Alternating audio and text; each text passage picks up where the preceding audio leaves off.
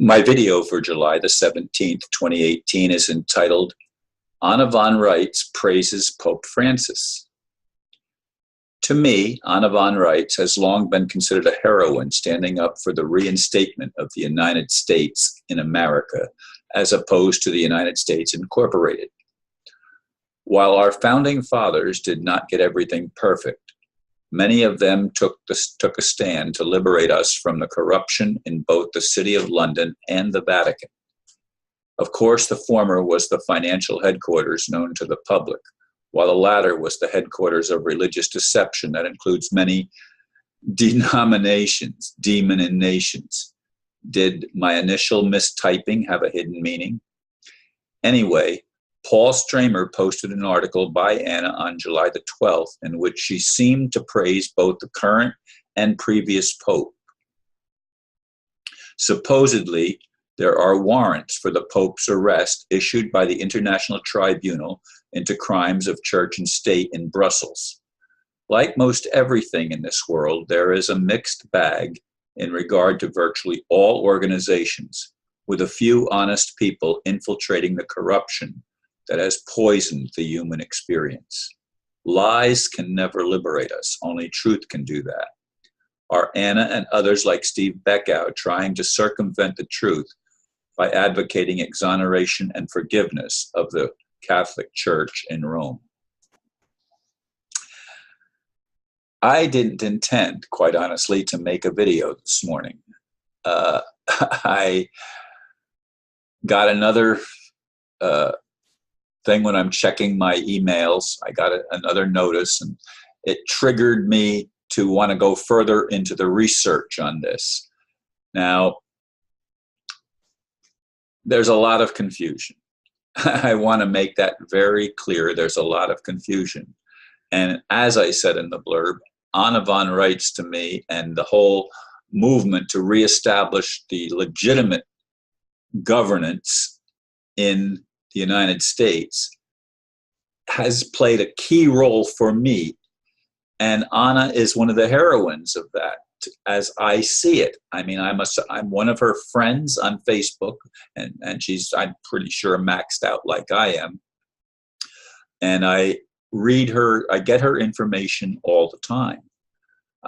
Can't say that I read every single thing that gets posted, but I read certainly the vast majority of it.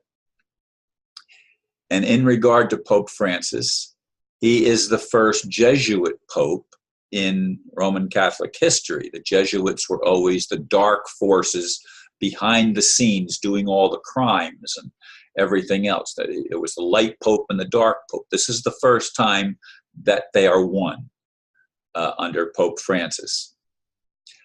And as I said in the blurb also, the City of London, and more specifically, even more so than the Queen, the House of Rothschild has been controlling the financial crap in the world that enslaves us.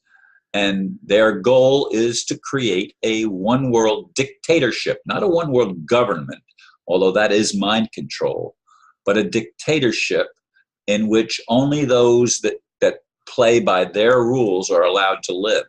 Now, they were responsible, according to some reports, of the Russian Revolution.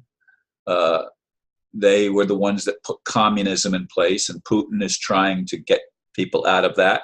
And some are saying that the Pope is trying to get people out of the corruption, and he's trying to let the dark aspects of the Catholic Church be cleaned up. And if that's true, I'm totally in agreement with it.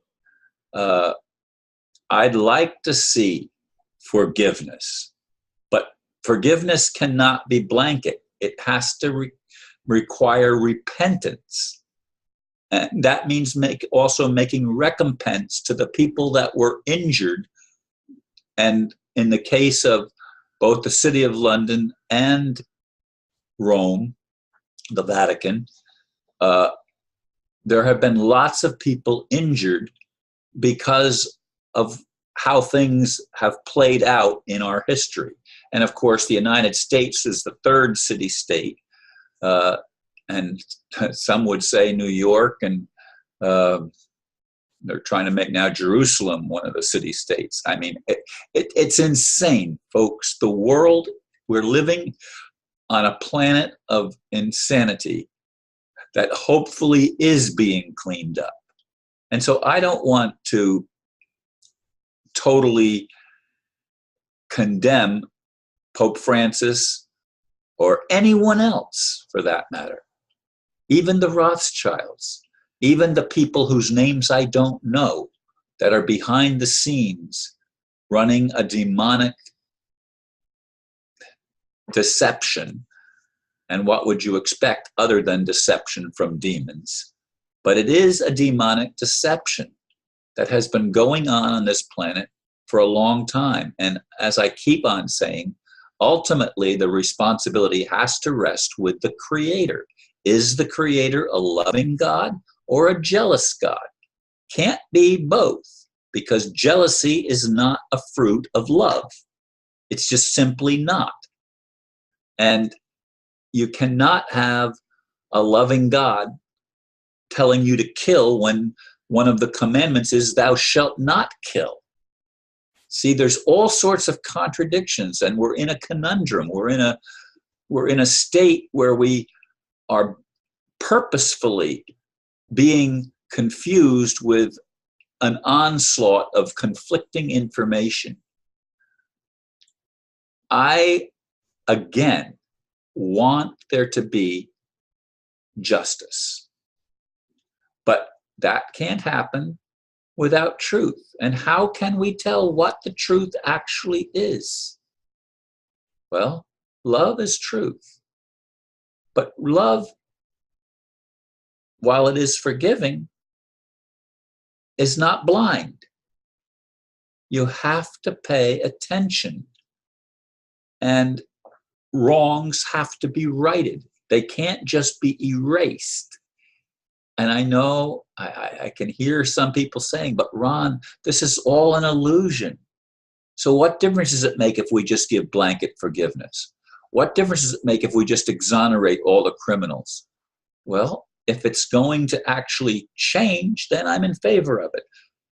But I don't see the change yet. All I hear are promises of change. And promises of change have no effect on our daily lives. They have no effect on freeing the people from prisons that should not be in prison. And people that should be in prison aren't in prison. When are we going to reach a place of sanity in an insane world? Or is that even possible? Do we have to die to experience truth? Do we have to die to experience love and justice? That would be insane too. Then what's the purpose of coming here to even from the very beginning?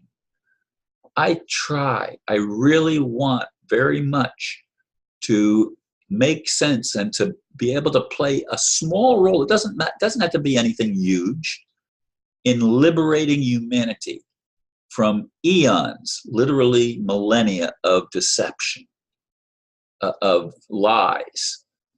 We have to stop this. It has to be turned around, or otherwise we're all going to perish. Is that going to happen? Is this world going to be destroyed as the previous ones were? I don't know the answer to that. Some say, no, we're going to be redeemed. Well, I certainly hope so. I want to see that. And I know many of you that listen to this video, listen to me on my videos, know that I know that you know that we all want redemption. We all want a better world. We all want a just world. We all want a world where truth actually means something. And when our leaders' lips are moving, they're not lying to us, as in the case of many leaders that we know and I've named on other videos. Anyway, folks, I always thank you for listening. And those of you that choose to share, I appreciate that too. My view count seems to be way down. I don't know if YouTube is messing with that or not. But in any case, thank you for listening, and namaste.